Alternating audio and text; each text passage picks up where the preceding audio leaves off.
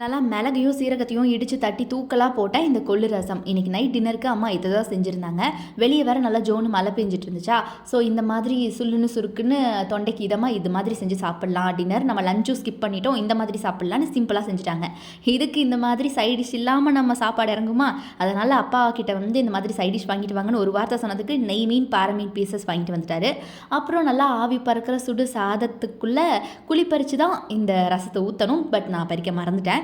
அம்மா அதுக்குள்ளே ஊற்றிட்டாங்க. நல்லா அப்படியே மேலாப்படி அப்படியே பரப்பி ஊற்றணும். அப்படியே சின்ன இடத்துல மட்டும் ஊற்றக்கூடாது. அப்புறம் ரசத்தில் சாப்பாடு இருக்கா, சாப்பாட்டில் ரசம் இருக்கானே தெரியாத அளவுக்கு நிறைய ஊற்றி தான் சாப்பிட்ணும். அப்போ தான் இதோட டேஸ்ட்டே வேறு லெவலில் இருக்கும்.